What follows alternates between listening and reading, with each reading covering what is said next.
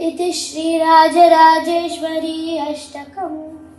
अम्बा शाम्भवी चन्द्रमौलिरबला अपर्णा उमा पार्वती काली हैमवती शिवा त्रिनयनी कात्यायिनी भैरवी सावित्री नवयौवना शुभकरी साम्राज्यलक्ष्मी प्रदा चिद्रूपी परदेवता भगवती श्रीराजराजेश्वरी।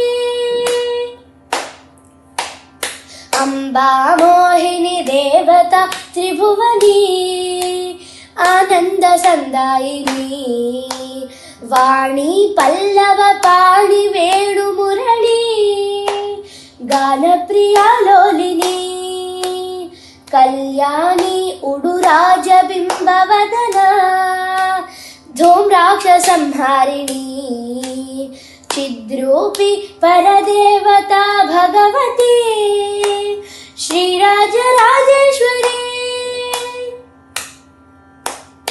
अम्बा नूपुररत्नकङ्कणधरी केयूरहारावळी जाति चम्पक वैजयन्ती लहरी ग्रैवेय कैराजिता वीणा वेणु विनोद मण्डितकरा वीरासने संस्थिता चिद्रूपी परदेवता भगवती श्रीराजराजेश्वरी।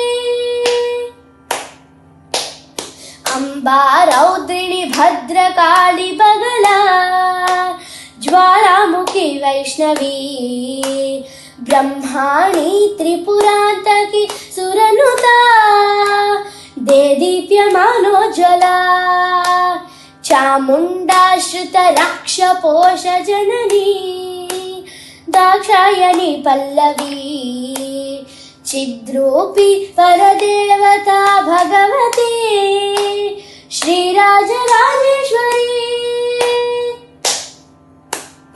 अम्बा शूलधनुः कुशाङ्कुशधरी अर्धेन्दुबिम्बाधरी वाराहि मधुकैटभप्रशमनी वाणी रमा सेविता मल्लाद्यासुरमुखदैत्यमतनी माहेश्वरी अम्बिका चिद्रूपी परदेवता भगवती श्रीराजराजेश्वरी।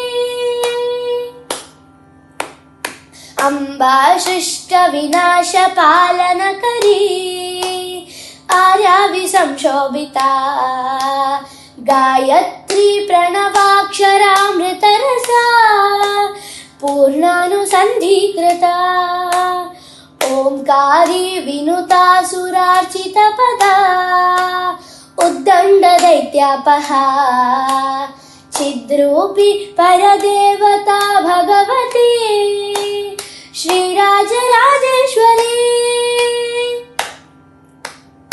अम्बा शाश्वत आगमादिविनुता आर्या महादेवता या ब्रह्मादिपिपीलिकान्तजननी या वै जगन्मोहिनी या पञ्चप्रणवादिरेपजननी या चित्कलामालिनी चिद्रूपी परदेवता भगवती श्रीराजराजेश्वरी।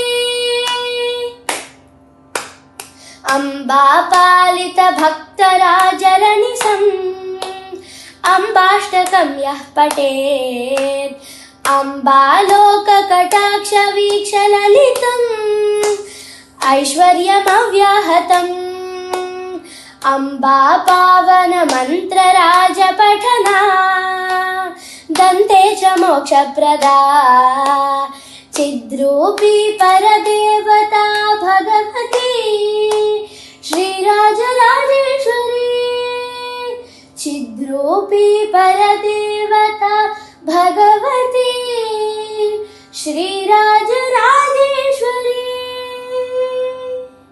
इति श्रीराजराजेश्वरी अष्टकं सम्पूर्णम्।